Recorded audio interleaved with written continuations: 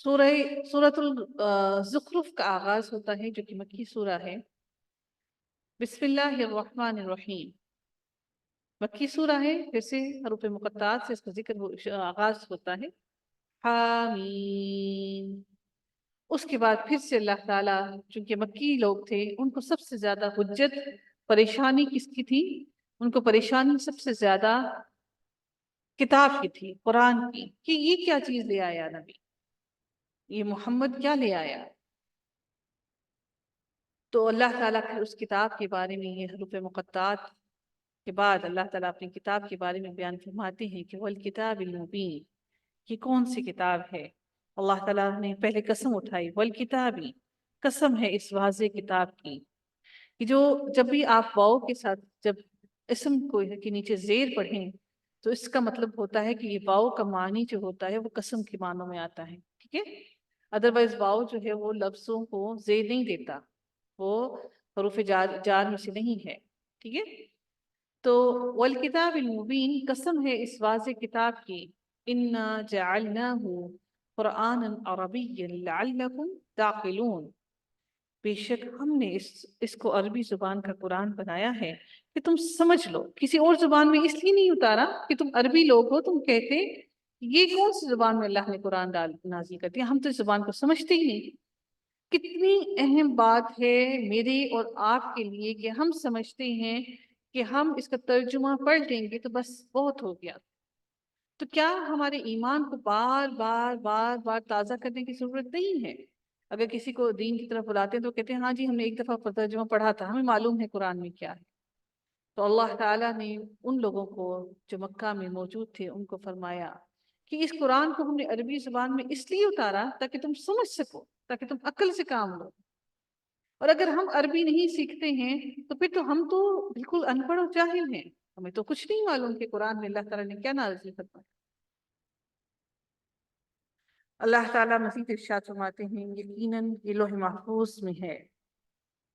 اور ہمارے نزدیک بلند مرتبہ حکمت والی ہے۔ یہ کتاب قرآن، اس کی عظمت اور شرف کا اللہ تعالیٰ بیان کرتے ہیں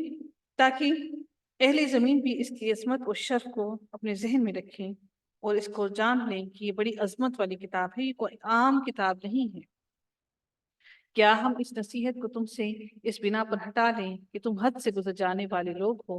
تم چاہتے ہو کہ ہم اس نصیحت کی کتاب کو تم سے دور کر دیں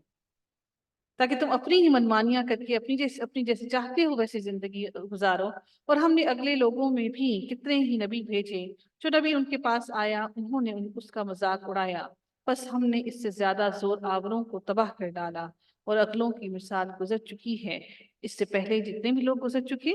ان کی مثال ہم نے بیان کر دی واضح الفاظ میں تاکہ تم لوگ سمجھ جاؤ کہ یہ کیا کر رہے تھے۔ پھر اللہ رب العزت ارشاد فرماتے ہیں کہ وَلَئِن سَأَلْتَهُم مَّن خَلَقَ السَّمَاوَاتِ وَالْأَرْضَ لَيَقُولُنَّ خَلَقَهُنَّ الْعَزِيزُ الْعَلِيمُ، اور اگر آپ سے اے نبی آپ ان سے دریافت کریں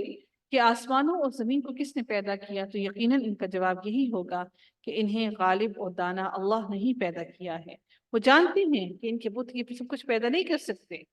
پھر اللہ تعالیٰ فرماتے ہیں الذی جعل، اللہ وہی ذات ہے، وہی ہے جس نے تمہارے لیے زمین کو فرش بنایا، بچھونا بنایا، اور میں تمہارے لیے راستے، اور اس میں تمہارے لیے راستے بنا دیے تاکہ تم راہ پا لیا کرو۔ یہ جو زمین میں راستے ہوتے ہیں نا یہ بھی اللہ نے بنائے ہیں۔ کبھی اگر آپ کو پہاڑوں پر جانے کا آپ لوگوں کو وہ ہو ایکسپیرینس ہوا ہو تو آپ لوگوں نے دیکھا ہوگا کہ پہاڑوں پر راستے بنے بھی ہوتے ہیں پیدل چلنے والوں کے لیے، ایک سیدھا راستہ چل رہا ہوتا ہے اور انسان اس راستوں سے چڑھ چڑھ کے اوپر جاتا ہے، نیچے آتا ہے۔ تو اللہ تعالیٰ فرماتے ہیں کہ راستے میں نے تمہارے لیے بنائے ہیں کہ تاکہ تم ان راستوں سے بھی ہدایت حاصل کرو۔ کتنی اہم بات ہے